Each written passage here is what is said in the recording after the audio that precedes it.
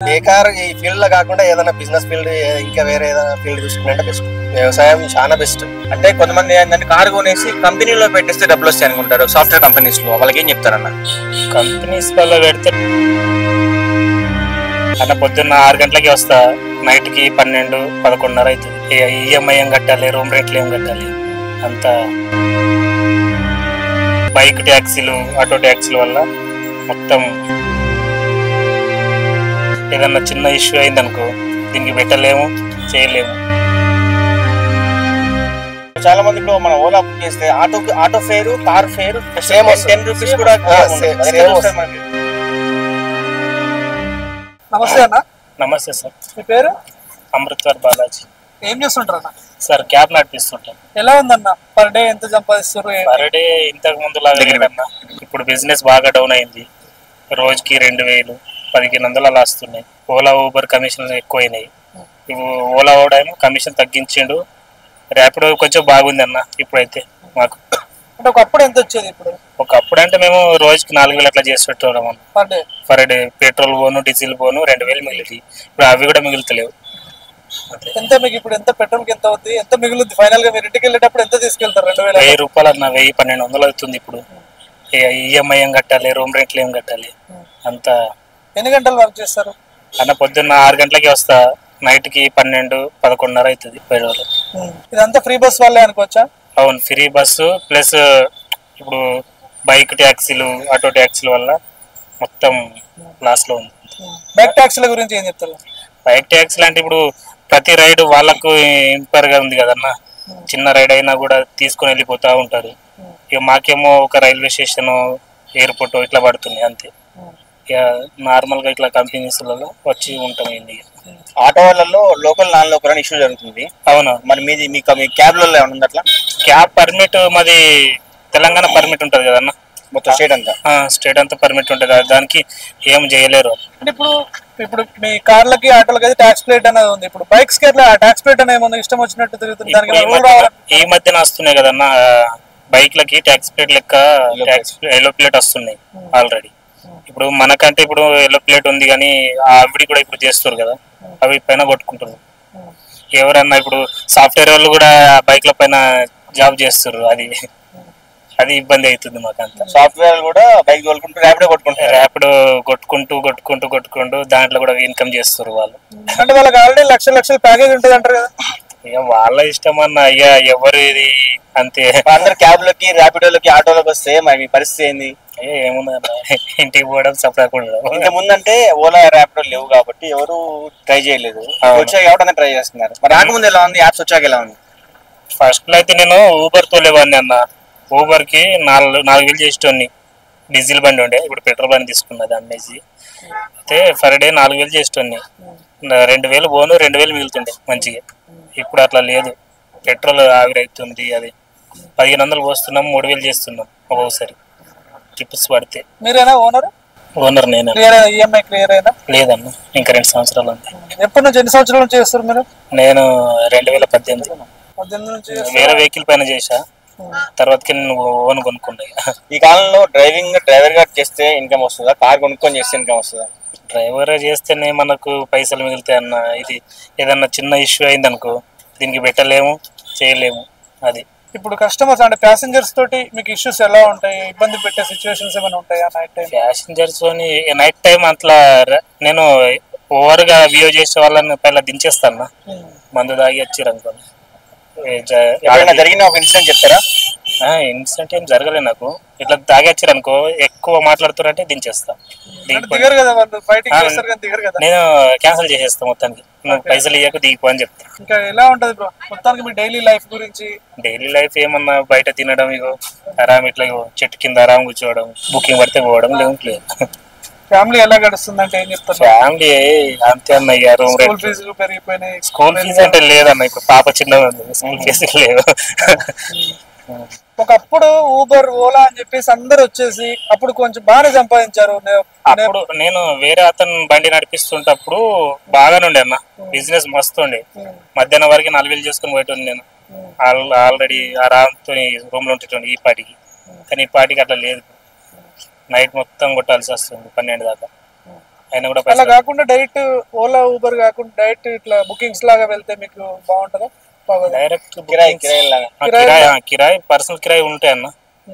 కొన్ని కిరాయిలు వస్తూ ఉంటాయి, వెళ్తా ఉంటాం అట్లా. మీరు ఎక్కడ ఉన్నారు? ప్రాపర్ ఆడా మీరు ఎక్కడ ఉంటారు ఇప్పుడు? నాది కామారెడ్డి జిల్లా మద్దూరు మండలం సుల్తాన్పేట, ఇక్కడ ఎక్కడ ఉంటారు? హైదరాబాద్ లో. కుకట్పల్లి. ఇప్పుడు ఏం చెప్తారు brother? కొత్తగా ఓలా గానీ ఊబర్ గానీ నమ్ముకొని కారు కొనుక్కునేవారు చాలా మంది కార్లో గిరాకీ లేక పల్లెటూరులలో హైదరాబాద్ లో బాగా సంపాదించవచ్చు అనుకుంటారు.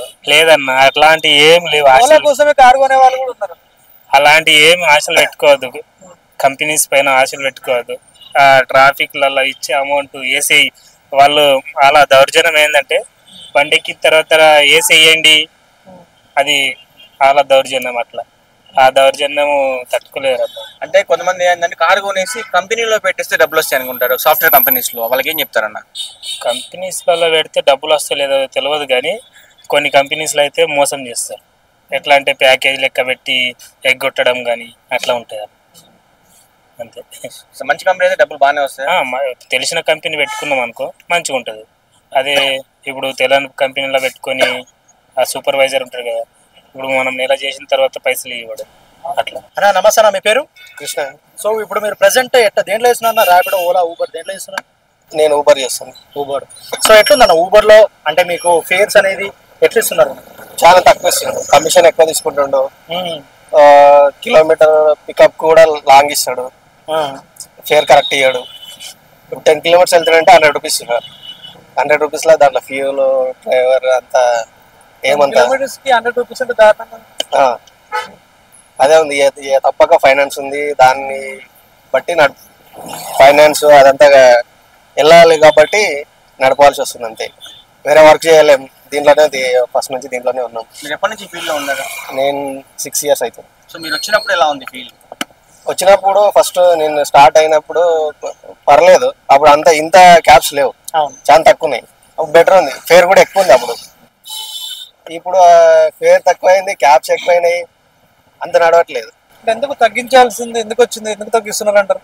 క్యాబ్స్ ఎక్కువైనాయి, ఇంకా వాళ్ళకు free bus effect. Free buses.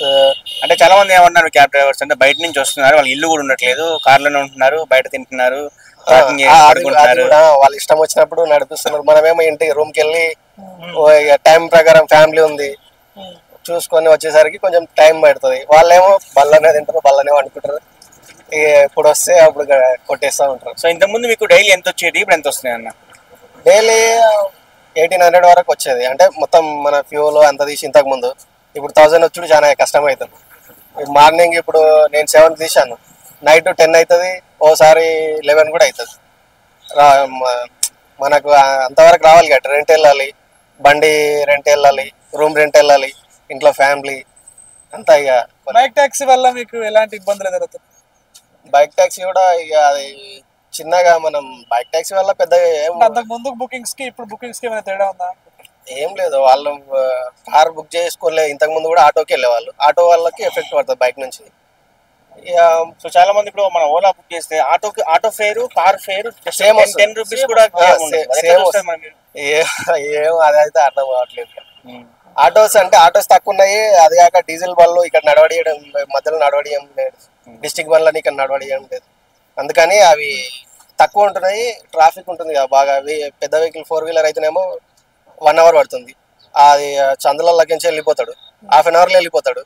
కాబట్టి ఎక్కువ కార్ బుక్ చేసుకునే వాళ్ళు కూడా ఆటో బుక్ చేసుకుంటారు. దానిపైన దాని డిమాండ్ పెరిగింది, సప్లై తగ్గింది, కాబట్టి దానికి ఫేర్ ఎక్కువ ఇస్తున్నాడు. సో చాలా మంది ఊర్లలో సొంత కార్లు ఉండి ఇక్కడ వస్తే ఎక్కువ గిరాకీ డబ్బులు వస్తాయని చెప్పేసి ఇక్కడ ఒక ఓలాలో పెడదాము, కంపెనీలో సాఫ్ట్వేర్ కంపెనీలో పెడదామని చెప్పేసి చాలా మంది కళ్ళు అంటూ ఉంటారు, కార్ కొని కంపెనీలో పెడదామని. అన్ని ఫేక్. ఇంతకు ముందు ఉండేనేమో, ఇప్పుడు ఏం లేదు, అంత బొక్క. ఏం జరుగుతుంది వాళ్ళకి, ఎలాంటి మైనస్ జరుగుతుంది అట్లా వస్తే? డ్రైవర్ కరెక్ట్ ఉండడు, ఇక్కడ బిజినెస్ కరెక్ట్ లేదు, తెచ్చుకొని ఇక్కడ మొత్తం డ్యామేజ్ చేసుకోవడం బట్టి వేరే ఏం లేదు. ఎట్లా వస్తుంది మెయింటెనెన్స్ ఖర్చు? నెలకి ఎంత వస్తుంది మెయింటెనెన్స్ కార్ మెయింటెనెన్స్ హైదరాబాద్ లో? 10,000కి దీన్ని ఆయిల్ చేంజ్, సర్వీసింగ్ అవి చేయించాలి. ఏమైనా డ్యామేజ్ తిరుగుతూ కాబట్టి మంత్లీ ఒకసారి వస్తుందా సర్వీస్? మంత్లీ 2 months ఒకసారి వస్తుంది. 10,000 2 months 10,000. మీకు ఆదాయం ఖర్చు ఎక్కువ ఉంటుంది మీకు? ఈ ఆదాయం కంటే ఖర్చు ఎక్కువ ఉంది, ఫ్యూయల్ ఖర్చు అంతా, ఇక తప్పలేక ఇక కొట్టాల్సి వస్తుంది. ప్యాసింజర్లతో ఇష్యూస్ ఎలా ఉంటాయి? కొన్ని ఇష్యూస్ మేము చూస్తూ ఉంటాం న్యూస్ లో. క్యాబ్ డ్రైవర్ ఇలా బిహేవ్ చేసిండు అలా బిహేవ్ చేసిండని, దాని గురించి మీరు ఏం చెప్తారు? కస్టమర్ ఇష్యూ ఉంటుందా, మీ డ్రైవర్ ఇష్యూ ఉంటుందా? కస్టమర్ ఇష్యూ ఉంటుంది వాళ్ళ దగ్గర చిన్నగా. ఇప్పుడు ఇక్కడ నుంచే బుక్ చేసుకున్నాడు అనుకోండి, సపోజ్ ఇక్కడ నుంచి ఆఫీస్ లోపలికి ఎంట్రీ ఉండదు. వాళ్ళు బయటికి రమ్మంటే రారు, లోపలికి రమ్మని అంటారు. సెక్యూరిటీ దగ్గరికి వెళ్తేనేమో బయటికి రమ్మని అంటారు. వాళ్ళు అక్కడ నుంచి ఇక్కడికి 100 మీటర్స్ 50 మీటర్స్ కూడా ఉండదు. అక్కడ నుంచి ఇక్కడ వరకు రారు. నేను కంప్లైంట్ పెడతా, మీరు రావట్లేదు అంట. అప్పుడు మనం ఏం చేయాలి? ఇంకా సరే మీరు క్యాన్సిల్ చేసుకోండి సార్, ఆయన రానివ్వట్లేదు క్యాన్సిల్ చేసుకోండి అని చెప్తాం. ఆయన దానికి బట్టి ఏదో కంప్లైంట్ వేసేస్తాడు. ఇక బండ్లో మనం ఏసీ వేస్తాం. ఇప్పుడు ఎండ బాగా కొడుతుంది, ఇప్పుడైతే ఎండలు లేవు, కానీ ఎండలు కొట్టినప్పుడు ఏసీ వేస్తాం, 2 పాయింట్స్ వేస్తాం. ఆయన ఏసీ సరిపోవట్లేదు ఇంకా వెయ్యి అంటాడు.